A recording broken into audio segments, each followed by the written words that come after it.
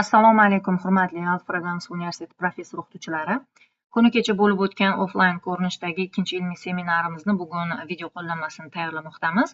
Demak, ikkinchi ilmiy seminarimiz nomi Web of Science ma'lumotlar bazasida ishlash. O'tgan ilmiy seminarimizda ishtirok etgan ishtirokchilar, demak, Scopus va Web of Science ma'lumotlar bazalari haqida, ayniqsa ularning farqlari, ayniqsa Web of Science ma'lumotlar bazasida ishlash bo'yicha o'sha ma'lumotlardan xabardor bo'lishdi. Demak, hozirda ko'proq ilmiy hamjamiyat vakillari tomonidan ikkita xalqaro ilmiy ma'lumotlar bazasidan foydalanish ommalashmoqda: Scopus va Web of Science. Bu yerda siz ko'rib turganingizdek ikkita xalqaro ma'lumotlar bazasini ko'rib turibsiz. Biri Scopus Elsevier kompaniyasi mahsuloti va ikkinchisi Web of Science Clarivate Analytics kompaniyasi mahsuloti. Va bu yerda siz ikkita kompaniya nomlarini ko'rib turibsiz. Bittasi Elsevier kompaniyasi, ikkinchisi Clarivate Analytics kompaniyasi. Va bulardan faqat bittasi Elsevier kompaniyasini nashriyot uyi sifatida bilamiz. Clarivate Analytics kompaniyasi bu nashriyot uyi emas. Va yana o'tgan seminarimizda ham aytib o'tgan edik, demak, impact factor degan tushuncha bor va ko'p o'qituvchilarimizga, professor o'qituvchilarimizga, ilmiy izlanuvchilarimizga ko'plab takliflar kelib turadi yuqori impact faktorli jurnallarda maqolalar chop etish bo'yicha, ayniqsa Telegram guruhlarda. Va biz bilishingizni istardikki, impact factor termini faqat Web of Science ma'lumotlar bazasida indekslangan jurnallarga nisbatan qo'llaniladi. Faqatgina Web of Science ma'lumotlar bazasida indekslangan jurnallarni ilmiy ko'rsatkichlarning ichida impact factor ko'rsatkichi mavjud. Qolgan bazalardagi jurnallarda impact factor ko'rsatkichi mavjud emas. Hatto Scopus xalqaro ilmiy ma'lumotlar bazasidagi jurnallarga ham impact factor emas, site score ko'rsatkichi yuritiladi. Faqatgina Web of Science impact factor ko'rsatkichi yuritiladi. O'tgan ilmiy seminarimizda bu platformada ishlash bo'yicha ko'plab ma'lumotlarni berganmiz. Va buning uchun siz albatta webofscience.com saytidan foydalanishingiz kerak bo'ladi. Biz ko'proq foydalanishimiz mumkin bo'lgani va ko'proq bizga foydalanish qulay bo'lgani, demak, Web of Science Core Collection bazasidan foydalanish bo'ladi. Undan tashqari bu yerda boshqa bazalar ham bor. Demak, Web of Science Core Collection, Grants Index, Korean Journal Database, Medline tibbiyotchilarimiz foydalansa juda ham foydali. Faqatgina tibbiyotga tegishli manbalarni topishlari mumkin. Undan keyin esa Prepare Citation Index, undan keyin ProQuest Dissertations, Thesis Citation Index. Demak, ProQuest Dissertations xabaringiz borki, bir necha yillar oldin alohida baza edi va 3 yillar oldin Web of Science bazasiga buni integratsiya qilingan, qaytisiga o'sha Clarivate Analytics kompaniyasi tomonidan sotib olinib, Web of Science ga biriktirilgan. Undan keyin esa SciELO Citation Index. Va biz eng ko'p foydalanishga qulay bo'lgani bu Web of Science Core Collection bo'ladi. Documents tomonda esa biz maqolalar izlashimiz mumkin bo'lgan bir nechta funksiyalar bor. Demak, siz nafaqat Web of Science Core Collection boshqa to'plamlarga ham kirgan holda, bu yuqorida ko'rsatib o'tganim, demak, maqolalarni kal so'zlariga ko'ra, maqolalar nomlariga ko'ra, mualliflar nomlariga ko'ra, publication title deyiladi, jurnal nomlariga ko'ra, chop etilgan yiliga ko'ra, affiliation deyiladi, demak, muallifni tashkilot, ishlaydigan tashkilotiga ko'ra yoki funding agency deyiladi, maqola chop etilishida moliyalashtirgan tashkilot nomiga ko'ra va hokazo. Demak, nomlarga ko'ra siz maqolalarni izlab topishingiz mumkin bo'ladi. Biz hozirda ikkita platformada ishlash bo'yicha ma'lumotlar berib o'tamiz. Buni birinchisi mjlclarivate.com. Bu saytga kirganingizda quyidagi platforma ochiladi. Albatta, ro'yxatdan o'tgandan keyin login parolingiz bilan demak foydalanishingiz mumkin bo'ladi.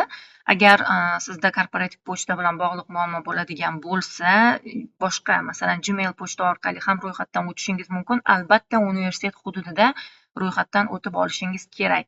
Universitet hududida deyilgani, universitet IP adresi ulangan kompyuterda yoki universitet Wi-Fi ni ulagan holda o'zingizni shaxsiy demak, noutbukingizda yoki shaxsiy qo'l telefoningizda ham ro'yxatdan o'tishingiz mumkin. Faqatgina universitet Wi-Fi ga ulangan bo'lishingiz kerak bo'ladi yoki universitet IP adresi ulangan biror personal kompyuterdan ro'yxatdan o'tishingiz kerak bo'ladi. Keyin siz, demak, universitetdan tashqarida bo'lgan hududlarda foydalanishingiz mumkin bo'ladi. Demak, birinchisi bu yerda ko'rib turganingizdek, siz jurnallar nomlariga ko'ra va ISSN raqamlariga ko'ra, demak, jurnallar izlashingiz mumkin bo'ladi. Misol uchun, sizni biror hamkasbingizdan yoki boshqa bir tanishlardan mana shu jurnalda maqola chop etish bo'yicha taklif kelib qolishi mumkin. deylik bu jurnal Web of Science'da bor degan taklif kelib qolsa, jurnal nomini yozgan holda, misol uchun sustainability'ni yozdikda va search journalni bossangiz, demak quyidagi oyna ochiladi. Bu yerda 241 ta natijani ko'rishimiz mumkin. Bu degani sustainability so'zi bor bo'lgan jurnallar nomlari Web of Science'dagi. Biz sustainability deganda bitta jurnalni nazarda tutgan edik va birinchi turgan jurnal haqida o'ylagan holda yozgan edik. Lekin masalan sizga jurnallar nomlari 3 ta, 4 ta, hatto 5 ta so'zdan ham iborat bo'lishi mumkin. Siz faqatgina bir so'zini eslab qolib, o'shani yozib izlashingiz mumkin va bu yerda 100 dan ortiq, 200 dan ortiq natijalar chiqqan paytda, demak, izlash imkoniyatiga ega bo'lasiz. Hozirda sustainability jurnalini o'zini ko'rib chiqamiz, keyin bu jurnallarni filtrlab, saralab olishni ko'rib chiqamiz. Bu jurnal haqida ko'proq ma'lumot olish uchun, demak, ekranning o'ng tomonida turgan mana bu View Profile Page ga bossak, quyidagi oyna ochiladi. Bunda siz jurnalning nomi, ISSN raqamlari, nashriyot nomi, adresi qayerda va mana jurnal to'liq ma'lumotini olishingiz uchun Journal website, visit sayt orqali jurnal saytiga o'tasiz yoki nashriyot saytiga ham o'tishingiz mumkin. Nashriyotda bir necha yuzlab, minglab, demak, jurnallar bo'ladi. Nashriyotda siz nashriyot saytidan foydalanganingizda nashriyotga tegishli ma'lumotlarni olasiz. Jurnal saytiga kirganingizda butunlay jurnal faoliyatini, jurnal tomonidan qo'llaniladigan siyosatni bilan ham tanishib chiqishingiz mumkin bo'ladi. Demak, jurnal qaysi yildan boshlab chop etilyapti, nechta sonda chop etilyapti, uning asosiy tili qaysi, do'ylar beriladimi, yo'qmi, bir oyda necha martalab, qaysi davlatda va hokazo ma'lumotlarni olishingiz mumkin bo'ladi. Mana bu yerdagi ma'lumotga e'tibor berishingiz kerak bo'ladi. Average number of weeks from submission to publication. Ya'ni bugun maqolani shu jurnalga yuborgan bo'lsangiz, to u jurnaldan qabul bo'lib, to taqrizchi ko'rib, sizga kamchiligini yuborib, siz uni to'g'rilab berib, yana jurnal tomonidan qayta ko'rib chiqib, to publikatsiya, ya'ni chop etilishgacha o'rtacha 6 hafta o'tishini mana bu yerda ko'rishimiz mumkin bu jurnalda. Siz boshqa jurnallarni ham xuddi shunday izlab topib, mana shu yerdagi ma'lumotga qarab, o'rtacha necha hafta o'tishini bilishingiz mumkin bo'ladi. Undan tashqari jurnal qaysi indekslarda indekslanishini ham ko'rishingiz mumkin bo'ladi. Bu Sustainability jurnali mana 4 ta: Science Citation Index Expanded, Social Sciences Citation Index, Agriculture, Biology va Social and Behavioral Science bo'yicha, demak 4 ta indeks bo'yicha indekslanishini bilishimiz mumkin. Lekin va bundan shunaqa xulosa chiqarish kerakki, demak bularni 4 ta indeks bo'yicha kvartal ko'rsatkichi bor. Bu yerda siz mazkur jurnalda oldin chop etilgan maqolani izlashingiz mumkin bo'ladi. Misol uchun bitta maqolaning nomini yozib va searchni bossangiz, quyidagi oyna ochiladi va faqat mana shu maqolani topishingiz mumkin. Bu maqola to'g'risida indekslangan variantini ko'rishingiz uchun, demak, mana bu demak maqolaning nomini ustiga bossangiz, quyidagi oyna ochiladi. Bu yerda siz muallif, qaysi tashkilot, qaysi jurnalda chop etilgan, qachon chop etildi, qachon indekslandi va hokazo ma'lumotlarni demak ko'rishingiz mumkin bo'ladi. Bu muallif 29 ta adabiyotdan foydalangan ekan mazkur maqolani tayyorlashda va hozircha bu maqola hali indekslanmagan, no citations turibdi, hali iqtibos olmagan. Agar siz bu jurnalni nechanchi kvartal ekanligini ko'rmoqchi bo'lsangiz, mana shu oynadan, demak, jurnalni ustiga bosasiz va View Journal Impact so'zi ko'rinadi va uni bosganingizda quyidagi oyna ochiladi.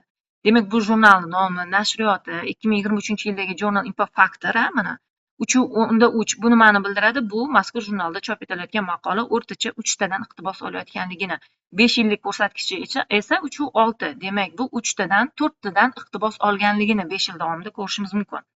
Mana yuqorida aytib o'tdik, bu jurnal 4 ta kategoriya bo'yicha mavjud va ularning har birida alohida kvartal ko'rsatkichlari bor. Umumiy olganda esa bu jurnal 2-kvartal va 3-kvartal ro'yxatida turadi. Demak, 2-kvartal ro'yxatida Environmental Science bo'yicha va 3-kvartal ro'yxatida Green, Sustainable Science, Technology toifalarida, demak, ro'yxatda turishini ko'rishimiz mumkin. Bu jurnalning to'liq hisobotini olish uchun yillar davomidagi ko'rsatkichlarni va boshqa ma'lumotlarni ko'rishni istasangiz, mana bu yerdagi Learn More bossangiz, demak, mana bu hisobotni ko'rishingiz mumkin bo'ladi. Bu hisobotda siz bu hisobotni faqat hozir boshlang'ichini ko'rib turibsiz. Bu hisobot to oxirigacha agar uni ko'chirib oladigan bo'lsangiz, 15-17 varaq, hatto undan ham ko'p varaqli ma'lumotni olishingiz mumkin bo'ladi. Faqat 2023-yillikini. Agar bu yerga kirsangiz, 2022-21 va hokazo yillarni alohida hisobotlarni ko'rishingiz mumkin bo'ladi. Bu yerda yana demak, jurnalning nomi, nashriyoti, qaysi davlat, qaysi yildan chop etilyapti, bir yilda, qaysi yildan demak 2009-yildan boshlab chop etilganini ko'rdik boya yuqorida va bu yerda mana first electronic GCRR, ya'ni Web of Science'da 2013-yildan boshlab ko'rsatkichlari hisoblanib boshlaganini ko'rishimiz mumkin. 1 yilda 24 sonda chop etilar ekan.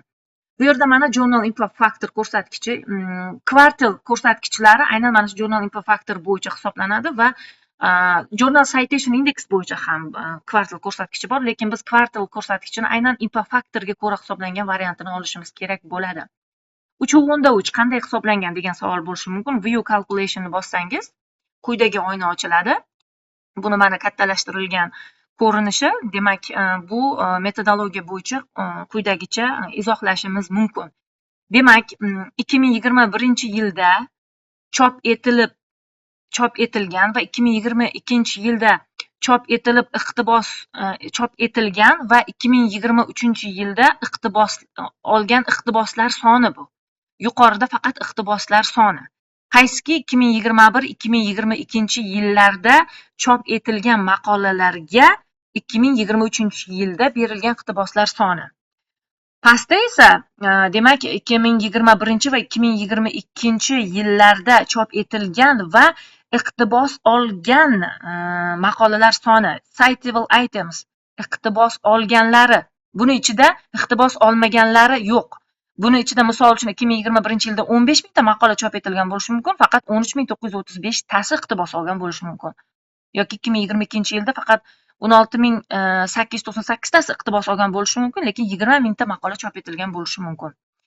Demak, surat qismida demak iqtiboslar sonini ko'rib turibmiz va mahraj qismida iqtibos olgan maqolalar soni va buni ko'rsatkichi 3/3. Demak, Web of Science ma'lumotlar bazasiga ko'ra mazkur jurnalda chop etilgan 2021-2022-yillardagi bitta maqola 2023-yilda o'rtacha 3 tadan iqtibos olganligini ko'rishimiz mumkin bo'ladi. Keyin yana bu yerda mana Journal Impact Factor without self citation, ya'ni o'z-o'ziga berilgan iqtibossiz buni impact faktori bor. Bu 2/7 ko'rsatkichda. Bu ham demak, bu jurnal o'z-o'ziga berilgan iqtibosni hisobga olmaganda baribir 2/7 3 ga qarab 3 deb olsak bo'ladi va buni demak hisoblashini metodologiyasini ko'rish uchun view calculation'ni bossangiz, mana quyidagi oyna ochiladi. Kattalashtirib quyidagicha ko'rishimiz mumkin. Xuddi yuqoridagi formula, faqat bunda o'z-o'ziga berilgan iqtiboslar mana 51.676 tani ichida o'z-o'ziga berilgan iqtibos 7.461 ekan va 2022-yildagi 49.519 tani ichida o'z-o'ziga berilgan iqtibos 10.187 ekan. Bu ayirib tashlalyapti va maqolalar, iqtibos olgan maqolalar soni o'sha, bu ayrilib tashlalyapti va hisoblanganda 2/7. Demak, o'z-o'ziga berilgan iqtibosni hisobga olmaganda, o'z-o'ziga berilgan iqtibosni ayirib tashlaganda o'rtacha 2023-yilda 2021-2022-yilda chop etilgan maqolalarga 2023-yilda demak 3 tadan, 2 tadan, 3 tadan iqtibos berilganligini ko'rishimiz mumkin. Solishtirish uchun Scopus ma'lumotlar bazasidagi quyidagi oynani ham oynadan ko'rishimiz mumkinki, bu Scopus ma'lumotlar bazasi, misol uchun mana New England Journal of Medicine 45-yildan 2024-yilgacha bo'lgan maqolalarni indekslab kelmoqda. Scopusga o'zi 20 yil bo'ldi ma'lumotlar bazasi yaratilganiga, lekin jurnallar undan oldingi yillardagi maqolalarni ham indekslashgan. Demak, nashriyot uyi, assistiya raqamlari, jurnal qaysi sohada qabul qiladi, mana tibbiyot sohasida qabul qilishini ko'ryapmiz. Bu yerda mana e'tibor berishingiz kerak bo'lishi kerak site score. Demak, Web of Science'da yuqorida aytib o'tdim, impact factor ko'rsatkichi yuritiladi, termini yuritiladi impact factor. Scopusda esa site score termini yuritiladi.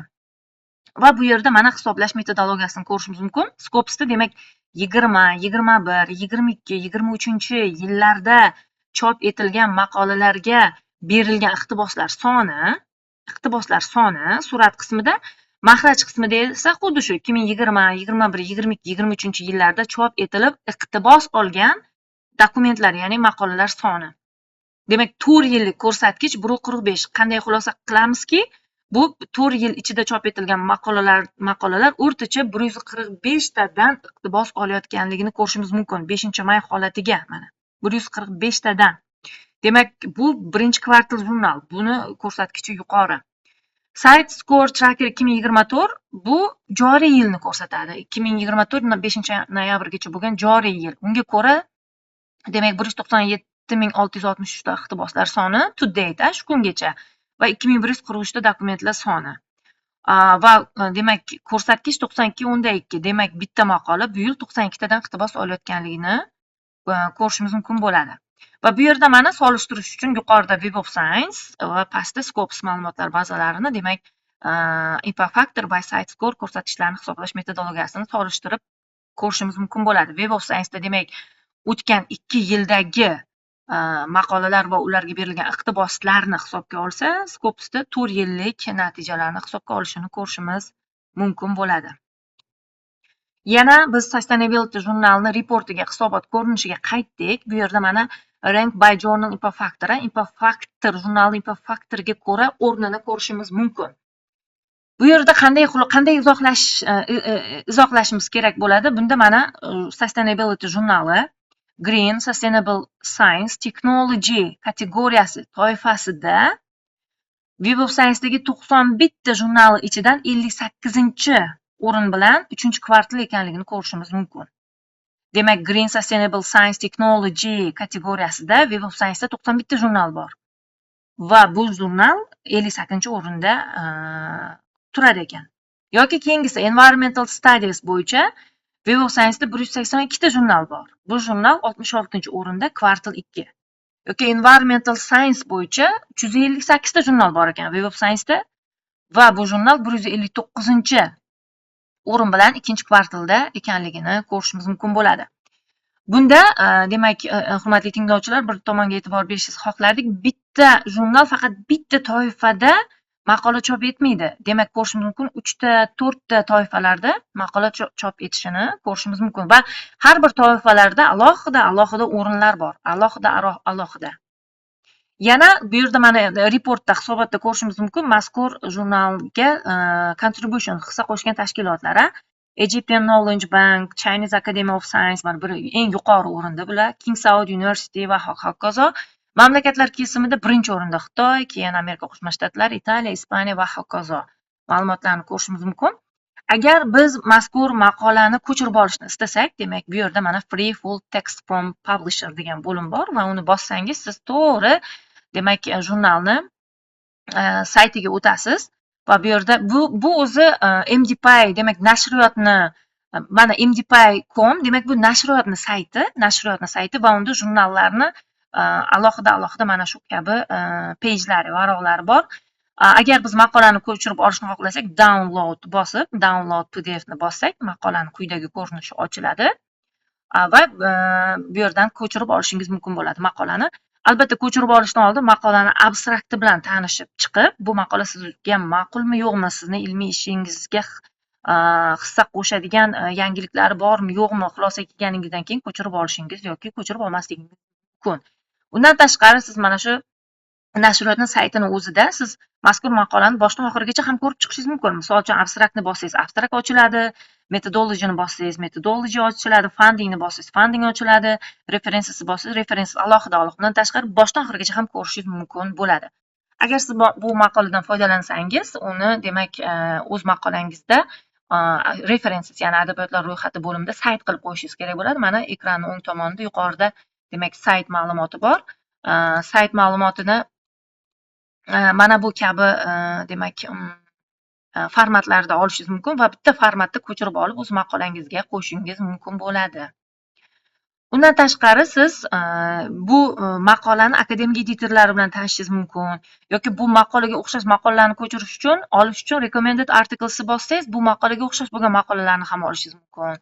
Yoki mana bu related info linkga kirsangiz, Google Scholar'dagi mana shu maqolani ko'rishingiz mumkin. Yoki avtor link, boshqa linklari haqida ma'lumot olish uchun har bitta linkga alohida kirsangiz, avtor ma'lumotlariga o'tishingiz ham mumkin bo'ladi. Biz yana mazkur jurnal chop etilgan yuqoridagi o'sha maqolani yana o'sha indekslangan ma'lumotlarga o'tdik, Web of Science ma'lumotlari bazasiga o'tdik. Bu yerda demak bu maqoladagi kalt so'zlar bilan, bu maqolaning muallifi, qaysi tashkilotda ishlaydi, korporativ pochtasi, agar siz bu tadqiqotchi bilan ishlashni xohlasangiz, demak korporativ pochtasi orqali bu tadqiqotchiga yozishingiz mumkin bo'ladi. Yana bu yerda biz demak Journal Citation Report boya yuqorida ko'rsatdim u hisobotni. Yana bu yerda jurnalni demak pullar demak to'lovini ham ko'rishimiz mumkin. Demak APC fee bu yerda 2200 Shvetsiya franki bo'yicha belgilangan, dollarda hisoblanganda 2,5 ming dollar deb ko'rsatilgan. Bu ikkinchi kvartal va uchinchi kvartal jurnal. Bu jurnalni chop etishda demak xorijiy hammualliflar bilan yoki o'zbekistonlik mahalliy hammualliflar bilan ko'proq hammualliflar bilan ishlash maqsadga muvofiq bo'ladi xarajatlarni qoplashda.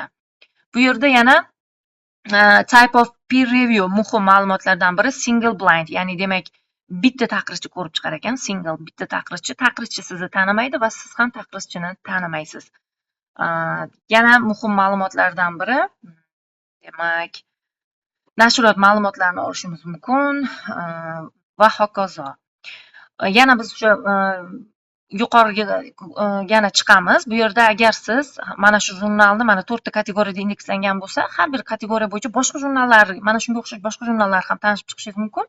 Misol uchun Science Citation Index Expanded bo'yicha demak Find Similar Journals deb bossangiz, bu kabi jurnallarni ko'rishingiz mumkin bo'ladi. Biz yana birinchi o'sha demak sustainability'ni izlash bo'limiga o'tamiz. Bu yerda demak sustainability so'zi bor bo'lgan 241 ta natijani oldik.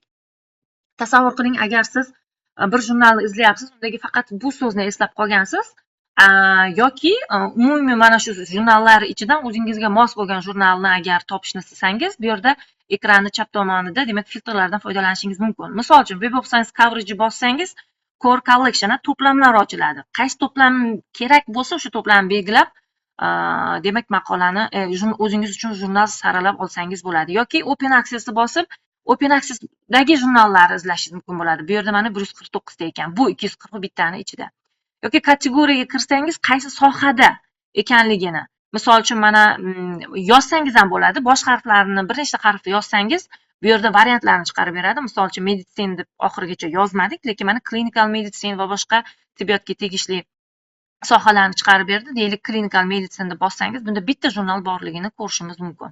Yoki countries, mamlakatlar kesimida qaysi mamlakat jurnali bu aynan qaysi mamlakat jurnali bilan ishlashni xohlasangiz, misol uchun mana Argentina deb belgilagandik, Argentinaga tegishli jurnal yo'qligini ko'rishimiz mumkin. Yoki England, mana Angliyaga tegishli demak 67 ta natijani ko'rishimiz mumkin bo'ladi.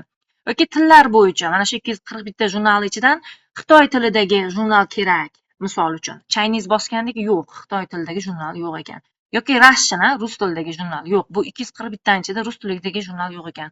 Ingliz tilidagi deb bosgan edik. Ingliz tilida demak 188 ta jurnallar ingliz tilida, qolgan jurnallar boshqa tilda ekanligini ko'rishimiz mumkin. Bu 241 ta jurnalning ichida. Keyingisi frequency, bir yilda necha marta, bir oyda necha marta chop etilishiga qarab belgilaysiz. Masalan, monthly, quarterly yoki bi-monthly bo'lishi mumkin. Belgilaganingizga qarab turib siz o'sha masalan monthly har oyda chop etiladigan. Demak, bu 241 ta jurnal ichidan 22 tasi har oyda chop etar ekan. Bu va hokazo jurnallar har oyda chop etilishini ko'rishimiz mumkin. Yoki mana shu jurnallardan hisobotlari bor bo'lgan. Boya yuqorida ko'rdik, Journal Citation Reports hisobotlari bo'lgan. 2023-yilgi hisoboti bo'lgan jurnallardan ichidan saralab olaman deb bossangiz, bu jurnallarni ko'rsatishi mumkin bo'ladi. Biz yana demak jurnalni ASCN raqami 8 ta raqami bor. ASCN raqami xalqaro. Bu ASCN raqamidan foydalangan holda ham izlashingiz mumkin. Search Journal bossangiz, mana jurnalni o'zini topib beradi. Aynan o'sha jurnalni o'zini ASCN raqamini yozgan bo'lsangiz va mazkur jurnal Web of Science da bo'ladigan bo'lsa. Va keyingisi Match Manuscript, juda ham foydali bo'lim. Bu Match Manuscriptni bossangiz bu oyna ochiladi. Tasavvur qiling, maqolangiz tayyor bo'ldi, qaysi jurnalga yuborishni o'ylab olishingiz kerak. Shuning uchun maqolangizni nomini, titlini bu qismga yozasiz, tayyorlagan abstraktingizni esa bu qismga yozasiz va Find Journalni bossangiz, mana bu kabi, mana maqolaning nomi bu qismga, abstrakt bu qismga va Find Journalni bossangiz, mana shu platforma mana shu maqolangizni nomi va abstraktingizdagi so'zlar va kalit so'zlarga ko'ra sizga jurnallarni saralab beradi. Mana shu jurnallarni chop etsangiz bo'ladi deb. Misol uchun 30 ta jurnalni saralab berdi hozir. 30 tadan ko'p bo'lishi ham mumkin yoki kam bo'lishi ham mumkin. Bu demak maqolangiz title va abstraktiga bog'liq. Misol uchun, bu boyagi title va yozgan abstraktimiz, demak, Frontiers in Psychology jurnaliga 0,99 mosligini yoki buni agar foiz sifatida ko'radigan bo'lsak, 99% mosligini ko'rishimiz mumkin yoki demak, Sustainability jurnaliga 38% yoki boshqa Current Psychology jurnaliga 29% miqdorda bu maqolangiz mosligini ko'rishingiz mumkin bo'ladi.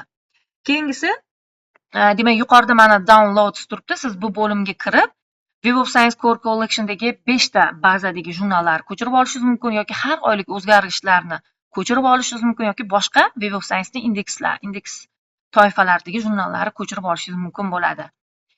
Misol uchun mana Web of Science Core Collection 5 ta baza yoki Additional Web of Science Index demak 12 ta 16 ta bazani ko'chirib olishingiz mumkin yoki har oylik mana bu yerda 12 ta bazani ham ko'chirib olishingiz mumkin bo'ladi. Faqat bir narsa, Scopus'ga o'xshab bu bazalarda demak chiqib ketgan, faoliyati to'xtagan ma'lumotlarni ko'rmasligimiz mumkin. Scopus ma'lumotlar bazasida bilasiz, agar jurnal o'z faoliyatini to'xtatgan bo'lsa, inactive yoki discontinued statusda, agar jurnal chiqib ketgan bo'lsa yoki qizil harflarda belgilanadi. Keyingi platforma jcr.clarivate.com quyidagi oyna ochiladi. Bunda siz demak barcha jurnallarni toifalarga ko'ra, nashriyot uylariga ko'ra va davlatlar kesimida saralab olishingiz mumkin bo'ladi. Barcha jurnallar ko'rilishingiz uchun demak journalsni bosasiz yoki pastdagi journalsni bosib kirganingizda quyidagi oyna ochiladi. Demak, qariyb 22 mingta jurnal borligini ko'rishimiz mumkin. Buni bazani ko'chirib olish uchun demak bu yerdagi export tugmasini bosib, kerakli faylni bossak, demak biz bazasini quyidagi ko'rinishda ko'chirib olamiz. Agar bu 22 mingta jurnal ichidan o'zingizga mos bo'lgan jurnalni saralab olishni xohlasangiz, ekran chap tomonidagi filtrlar yordamida buni amalga oshirish kerak bo'ladi. Misol uchun, jurnallar nomlariga ko'ra, ISSN raqamlariga ko'ra, sohalarga ko'ra men Medical Laboratory Technology deb belgiladim. Bu jurnal nomi emas, bu soha. Keyingisi demak index, citation index, iqtibos olish indekslariga ko'ra 3-4-larni belgiladim. Yoki yilga ko'ra yoki boshqa kvartal ko'rsatkichlariga ko'ra va hokazo ko'rsatkichlariga ko'ra saralab olganimizda demak rezultat bo'lmadi, natija bo'lmadi. Shunda demak o'rtadagi ikkita o'sha indekslarni nomlarini o'chirganimdan keyin demak 8 ta jurnal chiqdi. Bu degani Medical Laboratory Technology bo'yicha 8 ta jurnal bor ekan Web of Science'da ikkinchi kvartalda. Bu degani faqat 8 ta jurnal bilan cheklanib qolmagan. Birinchi kvartalda nechtadir, uchinchi kvartalda nechta, to'rtinchi kvartalda nechtadir bor. Men ikkinchi kvartal deb izlaganim uchun ikkinchi kvartalda o'sha Medical Laboratory Technology sohasida, toifasida desak ham bo'ladi, nechta jurnal borligini ko'rishimiz mumkin. Misol uchun British Journal of Biomedical Science ustuni bossak, mana bu report hisobot ochiladi. Bu hisobotni ko'rdingiz. Agar bu hisobotni ochib ko'chirib olishingiz uchun exportni bosasiz, PDF bosasiz, demak hisobotni to'liq ko'chirib olishingiz mumkin bo'ladi. Yillar kesimida alohida agar istasangiz ham. Demak, bu yerda o'sha hisobot bilan tanishganingizda demak jurnalni nomi, nashriyoti, qaysi yildan boshlab, bir yilda necha sonda, mana bu jurnal bir yilda bir sonda chiqarishni ko'rishingiz mumkin, adreslari va jurnalning impact faktori 2023-yilgi jurnal impact faktor 2.7. Nima uchun 2024 yo'q? Hali 2024 oxiriga yetmadi. 2025-yil boshida biz 24-yilning impact faktorini ko'rishimiz mumkin. 2.7 bu demak, agar view calculation'ni bossak, ko'rishimiz mumkinki, bu yerda demak, bu jurnalda chop etilgan bitta maqola o'rtacha 2-3 ta iqtibos olayotganligini ko'rishimiz mumkin va e'tibor berishingizni xohlardik, without self citation, o'z-o'ziga berilgan iqtiboslarsiz ham 2.7. Bu ham 2.7, bu ham 2.7. Va ko'rishimiz mumkinki, bu yerda faqatgina 2022-yildagina bitta maqolada muallif o'ziga o'zi bitta iqtibos bergan. Deyarli o'z-o'ziga iqtibos berish yo'q. Balkim bu jurnalning ichki siyosati bo'lishi mumkin, o'z-o'ziga iqtibos berish cheklangan bo'lishi mumkin va hokazo. Bu jurnalning o'z ichki siyosatiga bog'liq. Keyingisi demak Journal Citation Indicator, bu 0.95. Odatda 1 bo'lsa bu normada bo'ladi. Demak, bu jurnalga berilayotgan iqtiboslar chop etilayotgan maqolalarga nisbatan ko'proq ekanligini ko'rishimiz mumkin. Keyingisi rank by journal impact factor, demak bu jurnal Medical Laboratory Technology kategoriyasida, toifasida 31 ta o'zi jurnal bor ekan Web of Science'da.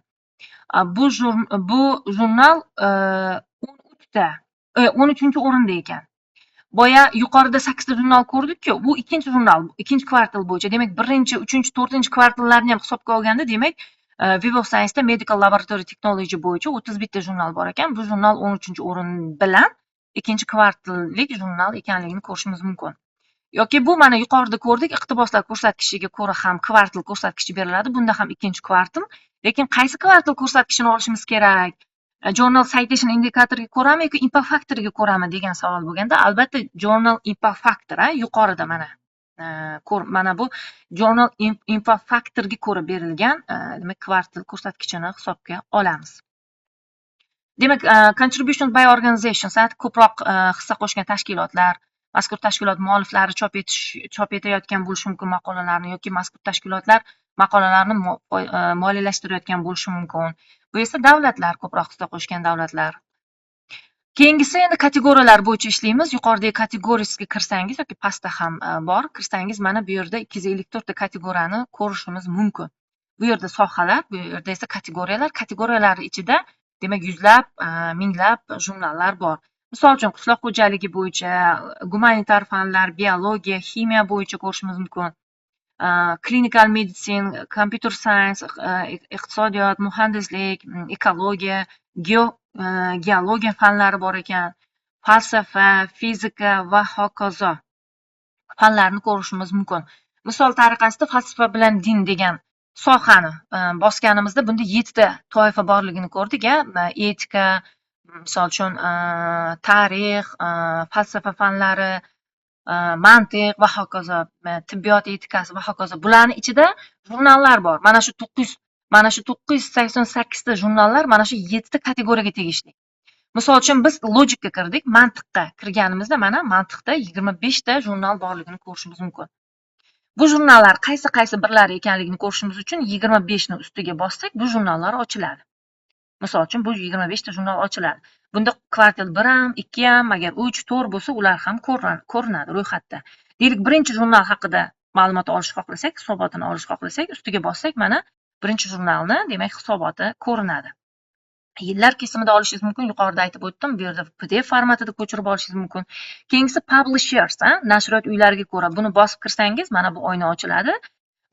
Mana misol uchun Springer Nature'da 2222 ta jurnal borligini ko'rishimiz mumkin. Elsevier nashriyot uyida 2215 ta, Taylor and Francis'da 2074 ta va hokazo. Demak, 2222 ni bossak, mana shu demak Springer Nature nashriyot uyidagi 2222 ta jurnalni olishimiz mumkin. Eksportga kirib, fayl ko'rinishda, Excel fayl ko'rinishda bazani olishimiz mumkin yoki filtrga kirib turib, saralab o'zimiz uchun maqolamizga mos birorta jurnal tanlashimiz ham mumkin bo'ladi. Biror jurnal tanlasak, demak jurnal ustini bossak, mana bu kabi hisobotni ko'ramiz. Yuqorida ham buni bir necha marta ko'rdingiz. Va oxirgisi countries, regions bo'yicha, davlatlar, hududlar bo'yicha. Demak, Amerika Qo'shma Shtatlarida 5954 ta, Angliyada 4642 ta, Niderlandiyada 1386 ta, Germaniyada 1156 ta va hokazo jurnallar borligini ko'rishimiz mumkin. 5954 ni ustini bossak, demak mana AQShdagi o'sha qariyb 6000 ta jurnallarni bazasini olishimiz mumkin. Demak, eksportni bosib Excel ko'rinishda bazasini olishingiz mumkin yoki kerak bo'lsa bazasini olmasangiz, o'zingiz uchun jurnal izlasangiz, ekranni chap tomonidagi filtrlar yordamida saralab olishingiz mumkin bo'ladi. Birorta jurnal tanlab bossangiz, mana bu kabi demak hisobotini olishingiz mumkin bo'ladi. Demak, hurmatli Alfraganus universiteti tinglovchilari, shu bilan bugungi video qo'llanmamiz kuniga yetdi. Ekranda ko'rib turganingiz, demak, Alfraganus universitetini xalqaro ilmiy jurnallar va reytinglar bilan ishlash departamentining Telegram kanali. Mazkur kanalga a'zo bo'lishingizni so'raymiz. Mazkur kanalda demak, respublika xalqaro miqyosdagi aynan shu mavzuga tegishli seminar, vebinarlar, e'lonlar beramiz. Universitetda bo'lib o'tadigan seminarlar, e'lonlarni beramiz, taqdimotlarni taqdim qilamiz. Mana shu kabi video qo'llanmalarni tayyorlab ham demak, departament Telegram kanaliga qo'yamiz va hokazo ma'lumotlar mavzuga tegishli. Shuning uchun demak, departament Telegram kanaliga a'zo bo'lishingizni va kafedralar a'zolariga ham yuborib qo'yishingizni iltimos qilar edik. Hammangizga kattakon rahmat.